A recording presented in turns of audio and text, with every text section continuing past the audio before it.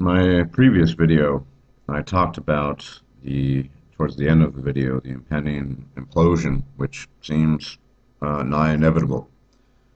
And I was watching one of fairly recent, I don't know if it's the most recent, I have to double check, videos of Girl Writes What about the fempocalypse. Essentially, that well, society will indeed implode, and we will have feminism and the consequences of feminism to thank for it. Uh, I was a bit disappointed to a certain extent with the video because I made a comment. I didn't receive, I didn't get an answer yet, but I expect her at some point in time to answer that.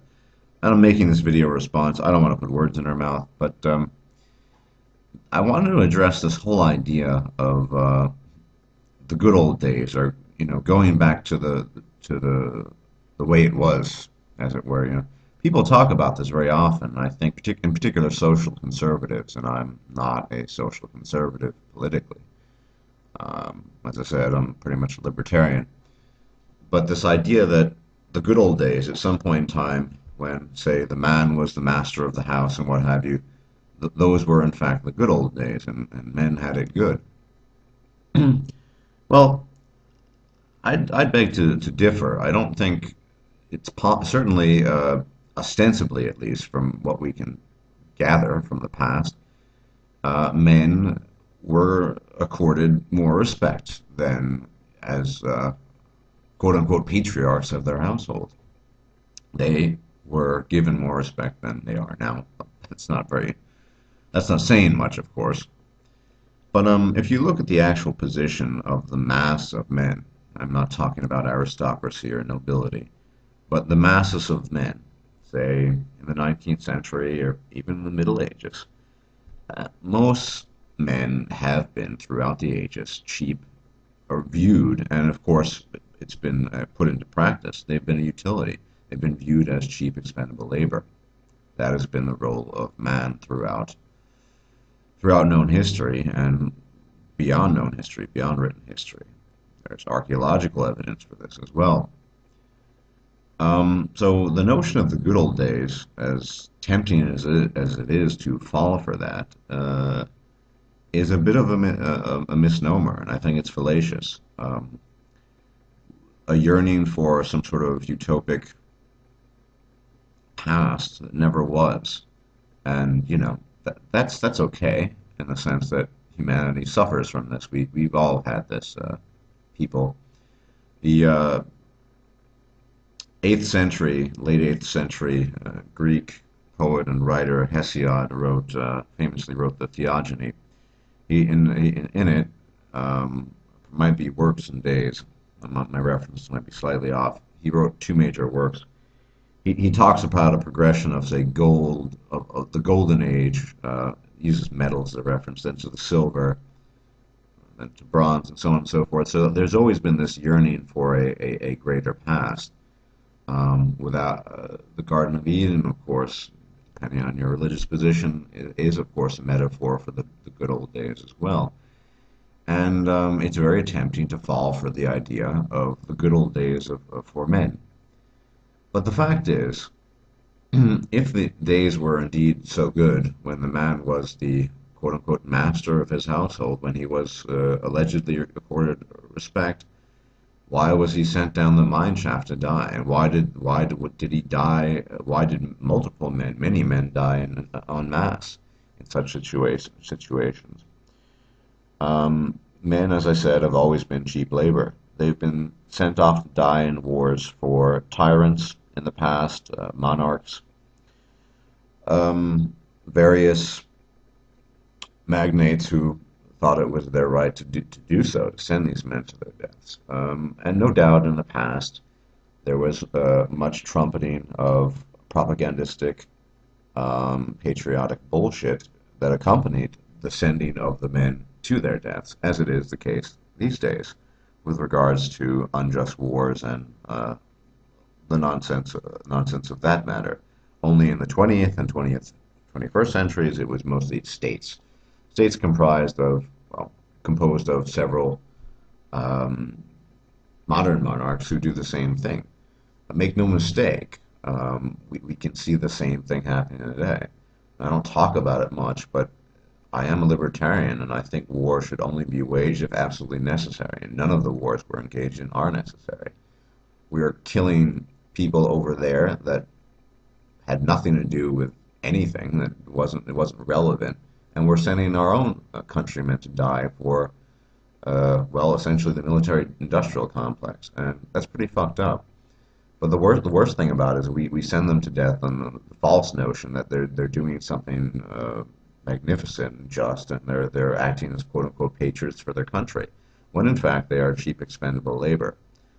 They're sent off to die, not necessarily to die, but they could well die. But they are grunts, and this has been the lot of most men throughout the ages. Yes, some men have risen above this, and some men were born into positions that were far above the lot of a grunt, of a worker drone. But to yearn for a past that never was is a bit dangerous. But even if we were to grant this past some level of credence and say, well, yeah, we did have it better.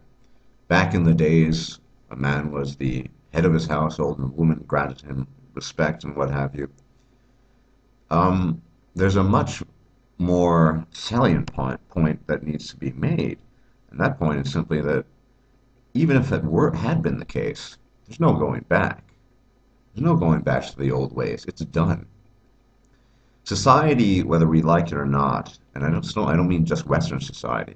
Look at South Korea, as I talked about recently. Look at the herbivore men. I mean, Japanese social structure and infrastructure is falling apart, and it's alarming to people over there. All over the world, in most industrialized modern countries, the fat lady has sung, as I said. There is no going back. There have been changes brought about and wrought that simply are irrevocable. We cannot go back to the point where, even if it had been some sort of glorious utopian situation for the male in society, where we say, oh, we're just going to go back to the good old days. Another point, of course, is I'm going to link to the video, Barbarossa's video about commensurate compensation. If the homemaker role actually is a hmm, a commensurate, an equal way of compensating a hardworking man, he arrives at the conclusion that it's not, and I would agree with him. The fact is that society has been changed so much, to such a large extent, by feminism and by its byproducts, and through, yes, social media and manipulative forces that seep into the psyches of both men and women, but of course women are the ones um, who carry the disease to a far greater extent, and the manifestations of the malady are simply far greater in womankind, and they are the ones who propagate it and spread it. And that is why society has sunk so far. There is no going back. Um, I was concerned, as I said in this about this video that Girl Writes What made. That there's this notion she speaks several times on the issue of men paying more taxes, men contributing, their finances to a greater extent than women uh, to society, to the state. I wish she would clarify that a bit more, but men who are going their own way, we are individuals, and I believe I am, and the rest of you are as well, and we will enter into associations with people and befriend people, but I don't see our role as that of maintain, to be quite frank, to be quite honest, maintaining the infrastructure of society. Society has spat on us, has shat on us, and because of that, we have turned our back on that model. Um, we've turned our back on the model of the worker drone, and as I said, even if it had been some glorious period of time when men ruled the house, which I doubt, we have all the evidence that despite that, that throughout the ages, men were cheap, expendable labor. Why on earth would any cognizant, mentally mature man who's arrived at the conclusions that he has regarding his lot and status in life want to return to anything resembling that? So his wife would suck his dick promptly when he returned home. I mean, is that really worth it? I think not. So he gets laid on command. Not even that's worth it. Um, because the most important thing we have, something that probably is more a almost something ethereal, this because it doesn't really exist in any sort of concrete form, is this concept of liberty and freedom. That is to say that we as individuals value and cherish our freedom, liberty, our mobility, both mentally and physically in the world, more than we do shackling ourselves to an antiquated structure, notion that really has no currency anymore. It has no currency anymore because it's not going to work. That's the most important point and issue. We cannot go back. Um, it's like saying, well, it's a poor analogy, but we have this massive obesity problem in Western civilization. It's like saying, well, let's have people all do farm work manually again. That way they'll burn more calories. Well, that might be true, but there's no going back to that despite that. So I don't see the role of men to to safeguard society against the destruction that has been wrought by female kind, by feminists, and by their assorted male servants who think they're either doing something good or just in on it, or just in it for themselves. Um, Cui bono, whose benefit? That's my take on that. That might this position I have might disappoint a lot of people, but I just don't think the good old days were that good, to be quite honest. Yes, there probably was a modicum more respect accorded to men than now because we don't get any. But one thing is clear. One thing is clear, and one thing is clear on in Girl Writes What's video. We are heading for an implosion, an apocalypse, if you want to call it that, and be dramatic. It's unsustainable, and we see it in Japan, and we see it in the myriad responses of viewers on YouTube, and as I said, we see it in Korea to a more limited extent in the manifestations of their reactions to a stifling social contract that is forced upon them their entire lives. And yes, regarding the social contract, there seems to be some implication in Girl Writes What's last video that there is in fact a social contract, that there is some sort of obligation of men, assuming society or womankind or whoever these powers that might that are that be were to give us a bit more support and be a bit more kinder and more helpful, that is our social contract, to pay into the state to make sure society keeps on running. I don't see it that way. Let society collapse. This is pretty radical, but the fact is that if we acquiesce to a feigned kindness or to a feigned handout or to any sort of illusion. Remember, distrust is the default position. Simply so people can keep on having their cake and eat it too, that's a bad path. We don't want to go down that path. We want to move beyond that. And much as the phoenix of mythology rose from the ashes, something new must arise. But that newly arisen thing, creature, whatever you want to call it, must arise from the ashes of destruction, just as the phoenix had done so. there must be a purging, and by purging I don't mean mass death, but certainly a death of certain social expectations, constructions, and social structures. If we don't have that purging, which will lead to an immolation and destruction of society and incineration, yes, after that something can arise from that. But we are not here, in my opinion, my humble opinion, to keep the cogs going. We're not here to. I mean, essentially, the analogy I would make is you have a tired and worn out and overworked working horse. We are that working horse. And people who would suggest we either return to the old ways or uh, that we be given some incentive so that we might return to some worker drone model.